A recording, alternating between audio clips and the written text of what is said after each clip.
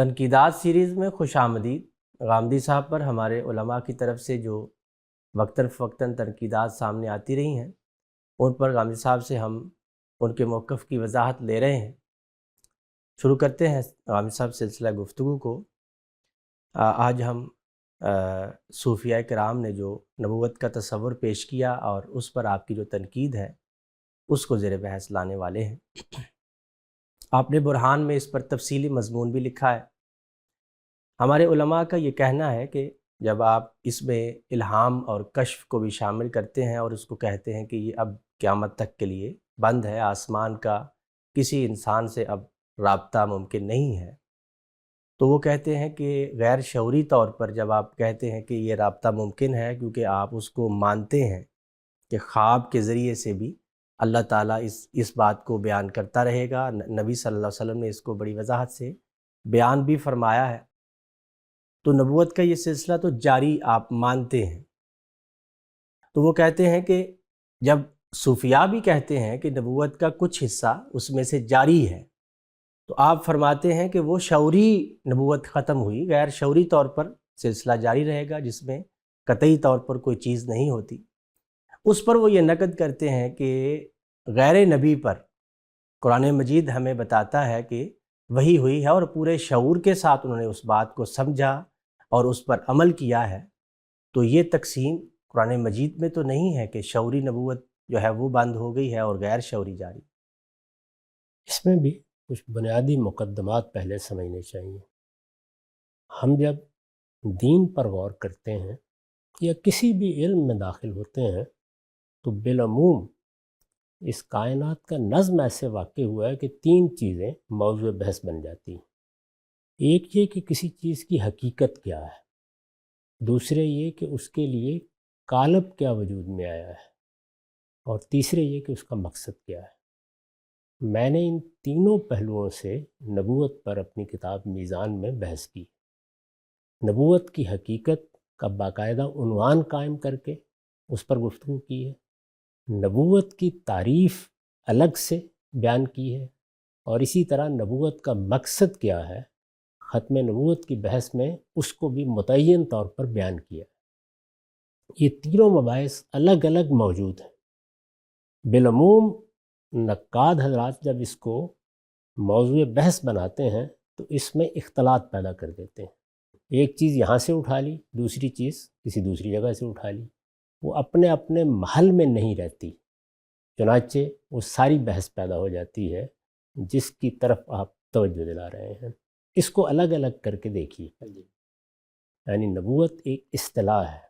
سب سے پہلی چیز یہ ہے، نبوت کیا ہے، نبوت کا منصب کیا ہے، اس کے لیے عام دنیا کے حالات میں میرے پاس کوئی چیز نہیں ہے۔ یعنی اس طرح نہیں ہے کہ گلاس میں بھی بناتا ہوں، وہ امریکہ میں بھی بنتے ہیں، وہ برطانیہ میں بھی بنتے ہیں، یا اسی طرح انسانی فطرت کے بعض مقتضیات ہیں، وہ یہاں بھی اسی طرح ہیں، وہ کسی دوسری جگہ بھی اسی طرح ہیں، وہ اس نسل میں بھی اسی طرح ہیں، وہ اس نسل میں بھی اسی طرح ہیں۔ میری دنیا نفس اور مادے کی دنیا ہے۔ اس میں نفس کے ملکات بھی زیر بحث آ جاتے ہیں، نفس میں کیا صلاحیتیں دی گئی ہیں وہ بھی زیر بحث آ جاتی ہیں۔ نبوت ان میں سے کوئی چیز بھی نہیں۔ یعنی اگر تو کسی شخص کا نقطہ نظر یہ ہے کہ یہ کسی باطنی ملکے کا ظہور ہے تو یہ بحث ہی بالکل الگ ہو گئی، لیکن میرے نزدیک یا قرآن مجید جیسے کہ اس کو بیان کرتا ہے اور میں جس طرح سمجھا ہوں، نبوت محبت ربانی ہے، وہ اللہ تعالیٰ کی طرف سے دیا جانے والا ایک منصب ہے۔ اس منصب کو خود اللہ تعالیٰ نے واضح کیا ہے کہ وہ کیا منصب ہے، چنانچہ اس کو سامنے رکھ کر میں نے بھی اس کا تعارف کرایا ہے، اور یہ تعارف آپ کو دین حق میں ملے گا۔ میں نے یہ بتایا ہے کہ اللہ تعالیٰ کی طرف سے مخاطبت کا شرف حاصل ہوتا ہے اور اس بندے کو لوگوں کے لیے مامور کیا جاتا ہے۔ یعنی وہ اپنی نسل کے لیے مامور کیا گیا، اپنے خاندان کے لیے مامور کیا گیا، یا کسی قوم کے لیے مامور کیا گیا۔ وہ ایک منصب ہے جو دیا جاتا ہے۔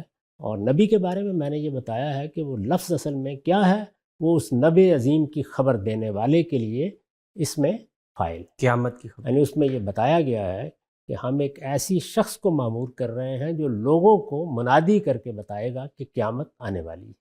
یہ اللہ تعالیٰ کی طرف سے ماموریت کا بیان ہے۔ ٹھیک۔ چنانچہ رسالت میں آپ صلی اللہ علیہ وسلم سے بھی آپ مختلف موقع پر اس کا اظہار دیکھتے ہیں۔ لوگ پوچھتے ہیں کہ اس کے لیے آپ مامور ہیں، یہ ذمہ داری آپ کو دی گئی ہے۔ خود آپ نے اپنا تعارف بھی جب کبھی کرایا ہے، یعنی اعتراضات ہوئے ہیں کہ اس معاشرے میں یا اس قوم میں یہ ایک افتراق کیوں پیدا کیا جا رہا ہے، تو یہی آپ نے کہا ہے کہ میں آسمان سے مامور ہوں، مجھے یہ ذمہ داری دی گئی، میرے ذمہ یہ کام لگایا گیا ہے کہ میں یہ پیغام پہنچا دوں۔ قرآن مجید کو دیکھیے تو وہ اس کو اس درجے میں واضح کرتا ہے کہ پیغمبر کو جس منصب کے لیے مامور کیا جاتا ہے اس کی ذمہ داری ہے کہ اس کے تقاضوں کو پورا کرے، جو پیغام اس کے حوالے کیا جاتا ہے اس کو اس نے ہر حال میں پہنچانا ہے، بے کم و کاست پہنچانا ہے، جن لوگوں کو مخاطب بنایا گیا ہے ان تک پہنچانا ہے۔ اس نے اگر اس پیغام کو نہیں پہنچایا فما بلغت رسالت، یہاں تک وہ بیان کرتا ہے۔ اس سے بھی آگے بڑھ کر وہ یہ کہتا ہے کہ جو ذمہ داری دی گئی ہے اس کو ادا کرنے میں اگر کوئی کوتاہی ہوئی تو اس کوتاہی پر مواخذہ ہوگا، اور وہ دنیا میں بھی ہوگا۔ اس کی مثالیں قرآن مجید نے دی ہیں۔ تو اس لحاظ سے یہ گویا ایک منصب ہے جو ذات باری کی طرف سے دیا جاتا ہے۔ یہ میں نے اس لیے وضاحت کی کہ میں یا آپ اس کی حقیقت متعین کرنے کے لیے دائیں بائیں نہیں جا سکتے، ہم نفس اور مادے کے عمومی مطالعے سے اس کو اخذ نہیں کر سکتے۔ جب اللہ تعالیٰ نے اس کو ایک منصب قرار دے دیا ہے تو اب اللہ تعالیٰ ہی بتائیں گے کہ یہ منصب کیا ہے۔ میں نے اس کی کچھ وضاحت کر دی کہ وہ منصب یہ ہے۔ اب اس منصب میں ایک چیز کیا ہے، وہ ہے کہ اس کی حقیقت بھی سمجھنی چاہیے۔ یعنی آپ کو ایک ذمہ داری دی گئی ہے، وہ ذمہ داری تو بیان ہو گئی، اس کا نام بھی بیان ہو گیا۔ میں اصرار کروں گا اس بات پر کہ جب یہ منصب اللہ تعالیٰ کی طرف سے دیا جاتا ہے، اللہ تعالیٰ اپنے اذن سے یہ فیصلہ کرتے ہیں کہ اب فلاں آدمی کو یہ ذمہ داری دینی ہے، وہ اس ذمہ داری کو انجام دینے کے لیے خود ذات باری کے سامنے جواب دے رہے گا۔ جب وہ فیصلہ کرتے ہیں اور یہ ایک محبت ربانی ہے، تو اب میں اپنی طرف سے ایک نبوت یہ ہوتی ہے، ایک نبوت وہ ہوتی ہے، یہ میں کر ہی نہیں سکتا۔ یہ اصل میں اللہ تعالیٰ کی بیان کردہ مصطلحات میں الحاد ہوگا، یہ میں کر نہیں سکتا۔ بالکل۔ تو میرا پہلا اصرار یہ ہے کہ جب ایک چیز اللہ تعالیٰ کی طرف سے مقرر کی گئی ہے، اس کو ایک باقاعدہ اصطلاح کے طور پر خود ذات باری نے وضع فرمایا ہے اور پھر اسی کی بنیاد پر اس کے مختلف پہلوؤں کی وضاحت کی ہے، تو اب یہ میرے لیے اقسام کی چیز نہیں رہی کہ میں یہ کہوں ایک نبوت کی قسم یہ ہے، دوسری نبوت کی قسم یہ ہے۔ مجھے اس منصب کو البتہ سمجھنا ہے، اس میں اقسام بھی ہو سکتی ہیں، وہ اللہ تعالیٰ بتائیں گے۔ جیسے ہم رسالت میں اور نبوت میں ایک فرق متعین کرتے ہیں، اس کو بھی خود ذات باری نے بیان کر دیا ہے۔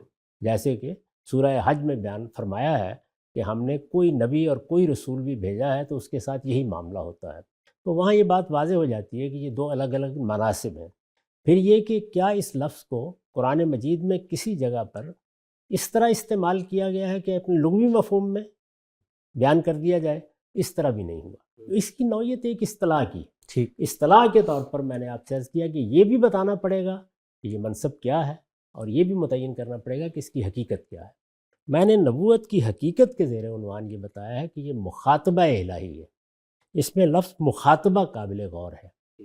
قرآن مجید نے خود اس کی وضاحت کر دی ہے۔ سورہ شورا کے آخر میں یہ بتا دیا ہے کہ اللہ تعالیٰ جب کسی بشر کا انتخاب کرتے ہیں تو اس کے ساتھ کلام کرتے ہیں۔ ما کان لبشر ان یکلمہ اللہ، یعنی اب یہاں کوئی اشارہ خفی، یہاں کوئی چیز دل میں ڈال دینا، یہ موضوع بحث ہی نہیں رہا۔ ٹھیک، یعنی اگر وہ دل میں بھی ڈالا جائے گا تو کلامی کے طور پر آئے گا، اگر وہ الفاظ کی صورت میں بیان کیا جائے گا کلامی کی صورت میں آئے گا۔ تو اللہ تعالیٰ نے مخاطبہ الہی کا طریقہ کیا ہے اس کو بھی خود بیان فرما دیا۔ ٹھیک، یہ مخاطبہ الہی کا طریقہ ہے، اس میں کلام ہے، اور کلام کا لفظ ہی اس وقت بولا جاتا ہے جب کہ آپ اس کو ایک خاص الفاظ کی صورت دیتے ہیں اور وہ شعوری طور پر آپ کے لیے ایک واقعہ بن جاتا ہے۔ اب وہ الفاظ کیا ہوتے ہیں، وہ کس طرح منتقل ہوتے ہیں، وہ آپ کے دل میں کس طرح آتے ہیں، وہ جبریل کی زبان سے کیسے صادر ہوتے ہیں، وہ زیر بحث نہیں ہے، لیکن وہ کلام ہے۔ جو لفظ استعمال کیا گیا وہ یہ ہے کہ ما کان لبشر ان یکلمہ اللہ۔ اگر یہ بات بالکل واضح ہو گئی ہے تو اب باقی صورتوں کی جانب ہم رجوع کر سکتے ہیں کہ اللہ تعالیٰ کی طرف سے کسی پر یہ عنایت ہو کہ وہ کوئی بات اس سے کریں یا کچھ بتائیں، اس کی کیا صورتیں دوسری ہو سکتی ہیں۔ وہاں ہم یہ دیکھتے ہیں کہ وحی کا لفظ، اسی طریقے سے الہام کا لفظ جگہ جگہ اپنے عمومی مفہوم میں استعمال ہوا ہے، یعنی وہ کوئی نبوت کے ساتھ خاص چیز نہیں ہے لفظی اعتبار سے۔ کلام، مخاطبت، اس کو تو اللہ تعالیٰ نے بیان کر دیا کہ یہ نبوت ہے، منصب کو بھی متعین کر دیا کہ اس کی ذمہ داریاں کیا ہیں، لیکن وہی اسی طریقے سے الہام، یا آپ دیکھیے کہ خود انسانوں کے بارے میں بیان ہوا، فَأَلْهَمَهَا فُجُورَهَا وَتَقْوَاهَا، اسی طرح شاید کی مکھی کے بارے میں بیان ہو گیا کہ اس کی طرف وحی کی جاتی ہے۔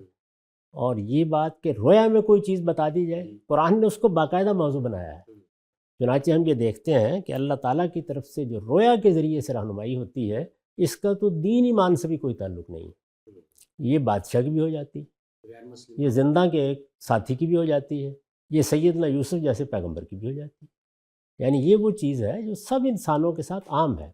اللہ تعالیٰ نے ہمیں بنایا ہے، ہم اس کی مخلوق ہیں، وہ ہمارا خالق ہے، اس لحاظ سے وہ اپنی تمام مخلوقات کے ساتھ ایک نوعیت کا رابطہ رکھتا ہے۔ وہ رابطہ جس طرح کہ میں نے ابھی بیان کیا وہ شاید کی مکھی کے ساتھ بھی ہے، وہ جمادات کے ساتھ بھی ہے، ان میں بھی اللہ کا امر نازل ہوتا رہتا ہے، اس کی نوعیت ہے جس کو میں نے غیر شعوری رابطے سے تعبیر کیا، یہ بتایا، اور وہ کلام کے مقابلے میں، یعنی جب پیغمبروں کا ذکر ہوا ہے تو وہاں اللہ تعالیٰ کہتے ہیں کہ میں جب کسی شخص کو کلام کے لیے منتخب کرتا ہوں تو اس کے میں یہ طریقے اختیار کرتا ہوں، لیکن وہی، الہام، یہ الفاظ عام الفاظ ہیں۔ اسی طرح کا ایک عام لفظ کشف ہے، آپ اس کو شب و روز استعمال کریں، کشف کا لفظ جب ہم بولتے ہیں، الہام کا لفظ جب ہم بولتے ہیں، مثلا جب میرے بارے میں، آپ کے بارے میں قرآن مجید ہمیں یہ بتاتا ہے کہ فَأَلْهَمَهَا فُجُورَهَا وَتَقْوَاهَا، تو یہ کیا کوئی شعوری چیز ہوتی ہے؟ یا کیا خواب دیکھنے کے لیے میں باقاعدہ کوئی طریقہ اختیار کر کے روزانہ اپنی مرضی کا خواب دیکھ سکتا ہوں؟ یہ وہ معاملات ہیں جو ہمارے ساتھ اس طرح ہو رہے ہیں جس طرح سے چیزیں واقع ہوتی ہیں۔ مجھے ایک صورت دے دی گئی ہے، آپ کو ایک صورت دے دی گئی ہے، مجھے ایک والدین کے گھر میں پیدا کر دیا گیا ہے، مجھے کچھ صلاحیتیں دے دی گئی ہیں، میرے اندر کچھ ملکات رکھ دیے گئے ہیں، بالکل اسی طریقے سے مجھے کچھ معاملات پیش آتے ہیں، ٹھیک، وہ شیطان سے بھی پیش آتے ہیں، وہ جنوں سے بھی پیش آتے ہیں، وہ فرشتوں سے بھی پیش آتے ہیں، وہ ذات باری کی طرف سے بھی پیش آتے ہیں، اس لیے کہ وہ میرا خالق ہے۔ وہ جو معاملات پیش آتے ہیں ان کے لیے یہ تعبیریں ہمیشہ سے رائج رہی ہیں، ہماری زبان میں بھی ہیں، عربی زبان میں بھی ہیں، اس کو آپ وحی کہہ لیں، اس کو آپ کشف کہہ لیں، اس کو آپ الہام کہہ لیں، جو چیز آپ اختیار کرنا چاہیں وہ کر لیں۔ یہ اگر دوسری بات بھی واضح ہو گئی ہے تو آپ یہ دیکھیے کہ جب یہ کہا جاتا ہے کہ نبوت کی حقیقت مخاطبہ الہی ہے، تو ظاہر ہے کہ میں یہ کہوں گا کہ مخاطبت جہاں بھی پائی جائے گی اور اس کے ساتھ اس منصب کی صراحت ہوگی تو ہم یہ کہیں گے کہ اللہ تعالیٰ کی طرف سے ایک شخص نے آ کے نبوت کا دعویٰ کر دیا ہے، وہ یہ کہتا ہے کہ میں مامور ہوں، مجھے یہ ذمہ داری دی گئی ہے۔ اگر یہ بات ہمارے لیے واضح ہو جاتی ہے تو ہم اس کو نبی مانتے ہیں۔ جب ہم اس کو نبی مانتے ہیں تو اب ذرا ماضی میں چلے جائیے، اللہ تعالیٰ نے کسی موقع کے اوپر مخاطبت کی ہے لیکن منصب نہیں دیا، یعنی یہ منصب اور چیز ہے، مخاطبت اور چیز ہے، وہ حقیقت نبوت ہے۔ نبوت کی حقیقت کیا ہے؟ مخاطبت، اور مخاطبت کے بعد کیا لازم ہے کہ منصب دے دیا جائے؟ یعنی اگر منصب دیا گیا ہے تو مخاطبت ناگزیر ہے، اور اگر مخاطبت ہے تو اس کا لازمی نتیجہ یہی نہیں کہ منصب دے دیا جائے۔ تو سیدہ مریم کے ساتھ مخاطبت ہو گئی، سیدنا موسیٰ علیہ السلام کی والدہ کے ساتھ مخاطبت ہو گئی، یہ مخاطبت بھی ہوتی رہتی تھی۔ جس طرح میں نے عرض کیا وحی، کشف، الہام، یہ معاملات تو عام انسانوں کے ساتھ بھی ہو رہے ہیں، رویا ان کو بھی دکھائے جا رہے ہیں، ان میں سے کوئی چیز نہیں جس کا میں نے کبھی انکار کیا ہو، یہ سب چیزیں ہو رہی ہیں۔ اس مخاطبت کی بنیاد پر ذات باری نے کسی شخص کو اٹھایا اور ایک منصب پر فائز کر دیا، اس کے بعد ہم کہتے ہیں کہ اب یہ نبوت ہے۔ صحیح، اگر یہ بات بھی سمجھ میں آ گئی ہے تو آپ آگے بڑھیے، اور آگے بڑھ کر یہ دیکھیے کہ رسالت میں آپ صلی اللہ علیہ وسلم کی جب بعثت ہوئی تو کیا اللہ تعالیٰ نے اس صورتحال میں کوئی تبدیلی کی ہے؟ اس کا جواب یہ ہے کہ یقیناً کی، یعنی اس سے پہلے مخاطبت کی مثالیں بھی ہوں گی جیسے کہ آپ نے بیان فرمائی، قرآن مجید میں موجود ہیں، اگرچہ اس کے بارے میں یہ بات کہی جا سکتی ہے کہ وہ پیغمبروں ہی سے متعلق ہیں، لیکن ہیں حضرت مریم کی، سیدہ مریم کی بھی پیغمبر ہی سے متعلق ہے، اس لیے کہ ایک پیغمبر کو انہوں نے جنم دینا ہے، اس سے پہلے ان کو تیار بھی کیا جا رہا ہے، ان کو بعض ہدایات بھی دی جا رہی ہیں، ان کے ساتھ بعض معاملات بھی کیے جا رہے ہیں، تو وہاں پیغمبر کی ذات ہی محور ہے۔ تاہم پیغمبری کے منصب کو آپ الگ سمجھ لیں گے اور حقیقت کو الگ سمجھیں گے، تو حقیقت نبوت کا ظہور ہو رہا ہے۔ جب اللہ تعالیٰ مخاطبت کر رہے ہیں تو حقیقت کے لحاظ سے تو یہ چیز ہو رہی ہے، لیکن یہ کہ کیا ہم سیدہ مریم کو اس کے نتیجے میں نبی کہہ دیتے ہیں؟ نہیں کہتے، اس لیے کہ نبوت ایک منصب ہے اور اس کی حقیقت جہاں جہاں پائی جائے گی اس کو ہم بیان کریں گے۔ وہ انہیں نہیں دیا گیا، یہ سیدنا موسیٰ علیہ السلام کی والدہ کو بھی نہیں دیا گیا۔ جب منصب نہیں دیا گیا تو نبوت کے لفظ کا اطلاق نہیں ہو سکتا۔ میں نے ابھی عرض کر دیا کہ وہ ایک اصطلاح ہے، محبت ربانی ہے، اللہ تعالیٰ نے ایک خاص ذمہ داری کے لیے یہ لفظ اختیار فرمایا ہے۔ یہ ساری چیزیں جمع ہوگی تو ہم کہیں گے نبی، لیکن اس کی ایک حقیقت ہے، وہ حقیقت میں نے عرض کر دیا کہ وہ مخاطبت الہیہ ہے، اور مخاطبہ الہی اگر اس کی حقیقت ہے تو وہ فی الواقع موجود ہے، سیدنا موسیٰ کی والدہ کے معاملے میں بھی اور سیدہ مریم کے معاملے میں بھی۔ رسالت مآب صلی اللہ علیہ وسلم کی بعثت کے بعد یہ اعلان کیا گیا کہ نبوت ختم ہو گئی ہے۔ اس میں جیسے یہ اعلان آپ کے سامنے آئے گا تو ایک سوال پیدا ہوگا، وہ سوال یہ ہے کہ کیا منصب ختم ہو گیا یا حقیقت ختم ہو گئی؟ یہ سوال ہوگا۔ رسالت مآب نے خود اس کا جواب یہ دیا ہے کہ حقیقت ختم ہو گئی، یعنی لم یبق من النبوۃ، جو بات اللہ تعالیٰ نے فرمائی تھی وہ اس پہلو سے محتمل الوجہین تھی، اس کو اس پر بھی محمول کیا جا سکتا تھا کہ یہ منصب کے خاتمے کا اعلان ہے، اور اس پر بھی محمول کیا جا سکتا تھا کہ یہ حقیقت کے خاتمے کا اعلان ہے۔ رسالت مآب صلی اللہ علیہ وسلم نے اس کی وضاحت کر دی، اور وہ وضاحت ہم جانتے ہیں کہ روایتوں میں بیان ہو گئی ہے۔ ان روایتوں میں بیان ہوئی ہے جن کے بارے میں ہم پورے اطمینان کے ساتھ کہہ سکتے ہیں کہ نسبت رسالت مآب صلی اللہ علیہ وسلم کی طرف کی جا سکتی ہے، یعنی نسبت کے لیے جو علم وجود میں آیا ہے، جس حد تک ہم تحقیق کرتے ہیں اس کی بنیاد پر ہم یہ بات بھی کہہ سکتے ہیں۔ اس کو سادہ لفظوں میں بیان کیجئے تو گویا یوں کہ ہمارے ہم محدثین نے روایت کی صحت کے لیے جو معیار مقرر کیا اس پر وہ روایتیں پوری اترتی ہیں۔ تو رسالت مآب صلی اللہ علیہ وسلم نے کیا فرمایا؟ آپ نے فرمایا لم یبق من النبوۃ الا المبشرات، یعنی گویا حقیقت نبوت کے خاتمے کے بارے میں پیغمبر نے خود وضاحت کر دی۔ نبوت میں سے کچھ باقی نہیں رہا۔ یہ الفاظ ہی بتا رہے ہیں کہ یہاں منصب زیر بحث نہیں ہے بلکہ حقیقت زیر بحث ہے، تو حقیقت نبوت میں کوئی چیز باقی نہیں رہی۔ جب اس چیز کو اس اصرار کے ساتھ بیان کر دیا تو یہ گویا ایسے ہی جیسے کہہ دیا لا الہ۔ ہم اس سے پہلے بھی بحث کر چکے ہیں کہ اس نوعیت کے جملے میں ایسی تعمیم سے گفتگو کی جاتی ہے، پہلے پوری بات کہی جاتی ہے، ایسے ہی فرمایا لم یبق من النبوۃ، اب اس میں ایک استثناء بیان کیا ہے، اور وہ استثناء یہ ہے کہ الا المبشرات، یعنی خود پیغمبر یہ بتا رہے ہیں کہ نبوت اپنی حقیقت کے لحاظ سے ہر پہلو سے ختم ہو گئی، میری بعثت کے بعد اب اس کا کوئی امکان باقی نہیں رہا، جو چیز باقی رہ گئی ہے وہ مبشرات۔ پوچھا جاتا ہے مبشرات کیا ہے؟ مل مبشرات یا رسول اللہ؟ آپ نے جواب دیا رویا الرجل الصالح۔ رویا کیا چیز ہے؟ مجھے بھی پہلے بھی معلوم ہے، آپ کو بھی معلوم ہے۔ رویا وہ چیز نہیں ہے کہ جس کے بارے میں باقاعدہ طور پر اللہ تعالیٰ کی طرف سے کسی منصب کا اعلان کیا جائے کہ اب فلاں شخص کو ہم نے رویا کے لیے منتخب کر لیا ہے۔ یہ رویا تو میں نے عرض کیا کہ خود قرآن بتا رہا ہے کہ بادشاہوں کو بھی آتے رہے، یہ عام لوگوں کو بھی ملتے رہے ہیں، تو اس عام چیز کو حضور نے فرمایا کہ یہ باقی ہے۔ یہ خیال نہ کرنا کہ اس سے بھی لوگوں کو محروم کر دیا گیا ہے۔ اس سے یہ معلوم ہوتا ہے کہ نبوت کا خاتمہ اتنا بڑا مسئلہ ہے کہ اس کے بعد یہ بھی ہو سکتا تھا کہ لوگوں کے ساتھ یہ ادنا رابطہ بھی جو پہلے موجود رہا ہے ختم کر دیا جاتا۔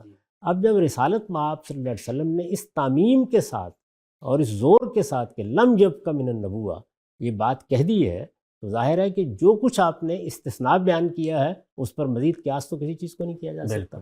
تو یہی بات میں نے خواب سے بڑھ کر ہم آگے اس کو قیاس کر کے الہام آگے نہیں جا سکتے۔ جو کچھ آپ نے استثناء بیان کر دیا ہے، یعنی جب اس طریقے سے استثناء کا جملہ آتا ہے اور پیچھے مستثنی منہ موجود ہے تو آپ پہلے طے کریں گے نا کہ وہ تو تعمیم کے ساتھ اپنی بات بیان کر رہا ہے۔ جس طریقے سے ہم اس سے پہلے بھی بعض مباحث میں یہ ذکر کر چکے ہیں کہ پوری بات پہلے کہی جاتی ہے پھر استدراک ہوتا ہے۔ جس طرح کہ ہم لا الہ میں کہتے ہیں، یعنی الہ نام کی کوئی چیز موجود ہی نہیں، جس کو الہ کہتے ہیں اس کا کوئی تصور ہی نہیں ہے، ہاں اللہ ہے، ایسے ہی ہے نا۔ تو یہی اسلوب یہاں بھی اختیار کیا گیا۔ نبوت نام کی کوئی چیز باقی نہیں رہی، نبوت اپنی حقیقت میں ختم ہو گئی ہے۔ لم یبق من النبوۃ، نبوت میں کوئی چیز بھی نہیں باقی رہی۔ جب اس درجے میں آپ اس تعمیم کے ساتھ اس زور کے ساتھ نفی کر دیتے ہیں تو اب اس میں کسی استدلال کی کیا کوئی گنجائش باقی رہ گئی؟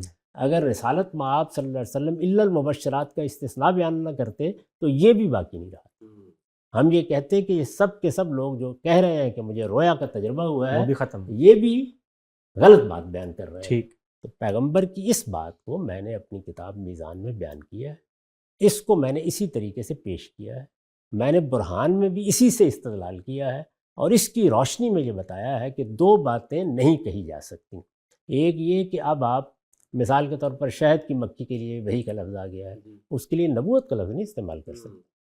اسی طریقے سے کسی کو کوئی اچھا خواب دکھا دیا گیا ہے، اس کے لیے بھی نبوت کا لفظ نہیں استعمال کر سکتے۔ نبوت تو ایک منصب ہے اور نبوت ایک اصطلاح ہے، اور اللہ تعالیٰ کی طرف سے جس طریقے سے وہ اصطلاح وضع کی گئی ہے، بیان کی گئی ہے، اسی کے حدود میں استعمال ہوگی۔ ایک بات یہ کہی ہے، اور دوسری بات یہ کہی ہے کہ جو اس کی حقیقت کی چیزیں ہیں، جیسے مخاطبہ الہی، جیسے الہام، جیسے کشف، جیسے رویا، یہ سب چیزیں بھی ختم ہو گئی ہیں سوائے اس کے کہ اللہ تعالیٰ کسی کو رویا دکھا دے۔ ایک رویا کا استثناء ہے، اور وہ استثناء بھی میں نے قائم نہیں کیا، عقلی طور پر متعین نہیں کیا، وہ رسالت مآب صلی اللہ علیہ وسلم نے خود بیان فرمایا۔